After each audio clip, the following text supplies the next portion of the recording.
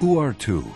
According to an Assyrian cuneiform script, this region of the world, now known as the Armenian Highland, was once home for ancestral Armenians, the Uartians, Naidis, the Hyasas, and the Hittites. Artifacts uncovered in the region suggest that ancestral Armenians have developed a well-heeled culture way before the Egyptian pyramids were erected, while the Greek civilization was nowhere to be found, and about 2,000 years before the first Chinese dynasty was established. The ancestral Armenians possessed distinctive artistic and technical skills. They made tools, idols, and weapons, smelting copper, bronze, silver, and gold. They were savvy astronomers. They invented methods and instruments to map and track planets. They named their capital Dushba, today's Van, where they designed an aqueduct that is operational to this date. They built the fortress of Van, lying at the banks of Lake Van, where abundantly swam dadech, a unique kind of carp that adapted to the brackish waters of the lake. At the north end of the lake rests the tiny island of Akhtamar, and perched on its rocky landscape lies an Armenian architectural marvel, Surpkhach, the Holy Cross, built in the 10th century by architect Manuel.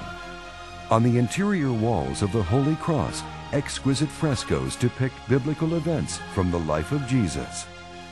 On the exterior walls are carved images of Adam and Eve, David and Goliath, and the Madonna and Child. And on one of the walls of Surpkhach are etched in stone the memories of the Armenian genocide by the Ottoman Turks. The Armenian priest protecting his flock. The fear in the eyes of Armenian children. An Armenian family being deported. Armenian villages during forced evacuation. The look of a starved Armenian orphan. A feeble Armenian mother still clung to her child.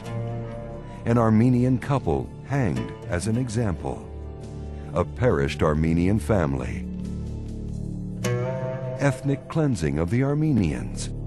Intellectuals on sticks. More Armenian orphans.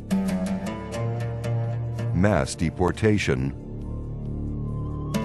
The genocide continues. As an attempt to fade these memories from the wall of the genocide, the current Turkish government, ardent to its modus operandi, has decided to turn this historical Armenian gem into a museum church rather than a functional church by removing the cross and the bells from its steeple. On January 19, 2007, the headline of Agos, an Armenian bilingual newspaper in Turkey, read, Akhtamar. And in that issue, the editor-in-chief of Agos, Hrant Dink, referring to the renovation of Surpkhach, wrote, "The Turkish state calls on Armenian historians to discuss history, but does not shy from trying its own intellectuals who have an unorthodox rhetoric on the Armenian genocide. It restores an Armenian church in the southeast, but only thinks, how can I use this for political gains in the world? How can I sell it?"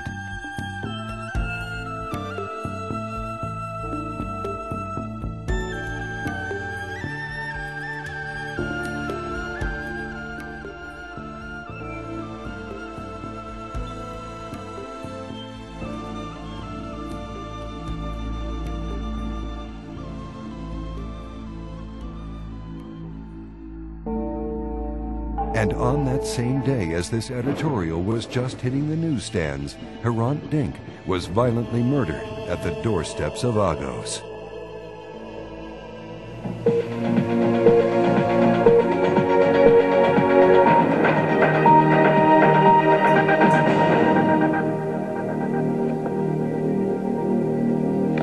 The murder of Hrant Dink, one of Turkey's best-known journalists who spoke out against the mass killing of Armenians a century ago, has been condemned in Turkey itself and around the world. President Chirac of France called it an abominable act, depriving Turkey, he said, of one of its most courageous voices.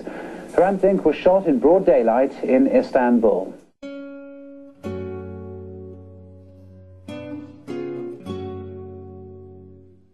Harant regularly received hate mail with threats to his life, and he compared himself to a dove. In his column in Agos, he once wrote, "I see myself as frightened, the way a dove might be, equally obsessed by what goes on my left and right, front and back. My head is just as mobile and fast." He complained about the indifference of the Turkish government to this atmosphere of terror. Do you ministers know the price of making someone as scared as a dove?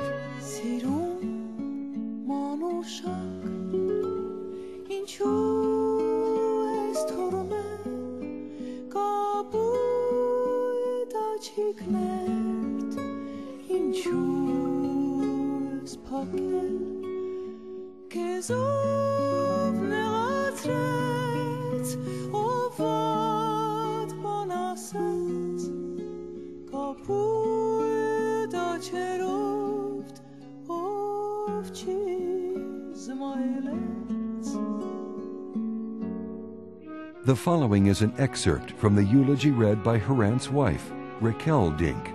I was chosen to be the spouse of my Chutak. I am here today full of immense grief and dignity. My children, my family, you and I are in mourning.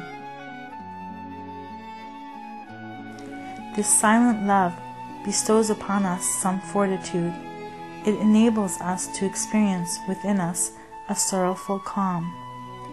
In the Bible, the Gospel of John, verse 15-13, it is stated that there is no greater love than for a person to give up his life for the sake of his friends. My dear friends, today we send off half of my soul, my beloved, the father of my children and your brother. We are going to conduct a march without any slogans and without showing any disrespect to those around us. Today, we are going to generate immense sound through our silence. Today begins the moment when the darkness of the valleys rises towards brightness.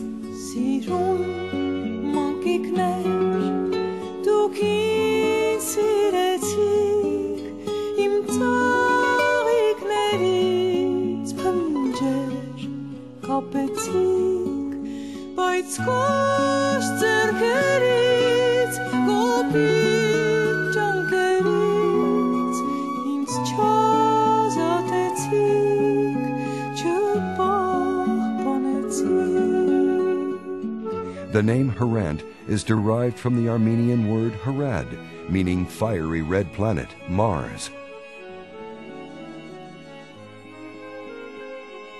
As his name suggests, Harant will glisten like a lambent planet in every Armenian mind. His spirit, like a dove, will soar in every Armenian soul, and his image will remain etched to the wall of the genocide forever. Or